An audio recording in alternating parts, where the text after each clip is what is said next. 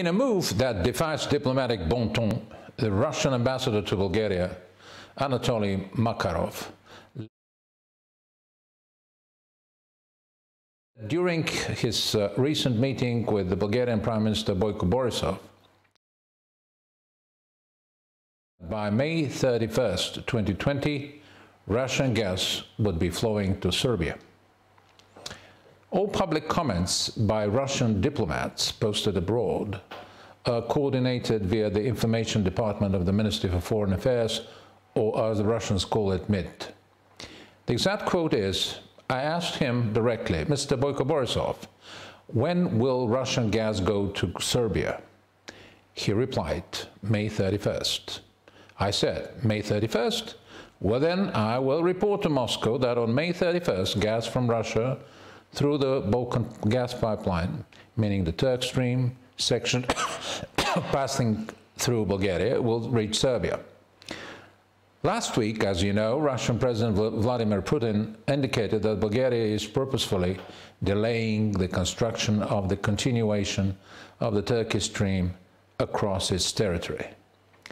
The underlying message is that Sofia again is to blame for Gazprom's inability to deliver gas to Bulgarians' neighbors.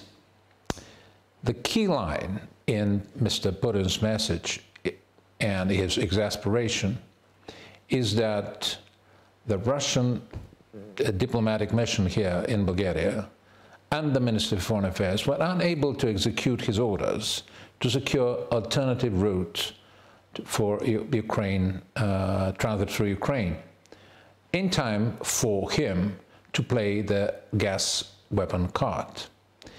And the Russian president had ample occasions to do that at the meeting with Mr. Zelensky in Paris on December the 9th and in January the 8th, when he would attend the opening ceremony of the Turkish Stream.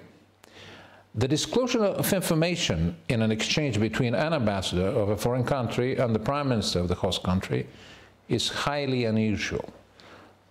This information that is shared is meant to be communicated to the Russian government and the president in confidence. Going public on a private exchange is somewhat surprising. Still, in this case, this could be deemed as an attempt to counter Bulgarian Prime Minister's narrative about the meeting, and most importantly, to put pressure on him as this deadline is unattainable. Come this day, President Putin will have the legitimate right to say Borisov can't be trusted. As we all know, it's not a matter of personal trust, but a complex blend of interests where a group of Bulgarian politicians and oligarchs have agreed with Moscow to secure transit of Russian gas to Serbia in return for monetary favors. The last time with South Stream, the cost of these unmet promises went as high as 800 million euros. This time it could be even higher. Why is the May 31st, 2020 deadline unrealistic? Assurances by the Prime Minister that the contractors lay 5 kilometers of pipework a day have already been refuted.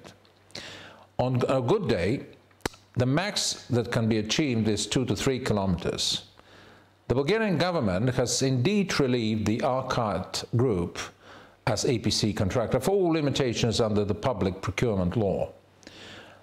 The project's brokers enjoy a free hand in calling upon all necessary unavailable public and private resources, including the transfer of Russian companies and equipment from Serbia. But despite all this, Russian gas won't flow on May 31st, nor the pipeline will be able to complete the necessary tests, including tests on the gas compressor stations. The Bulgarian segment of Turk Stream would not be given a green light from the European Commission to operate in this particular monopoly pattern that provides exclusive treatment for Gazprom. Why is then Prime Minister Borisov putting himself at risk? The answer is simple. He doesn't really have that much of a choice but to play his PR fiddle in the hope that come May 31st he will be able to find other credible excuses. Balancing between Scylla and Charybdis, between the US and EU sanctions on one hand and Putin's threats, is ab initio the worst possible choice for a member of NATO and the EU, with the obligation to treat your partners first. Thank you.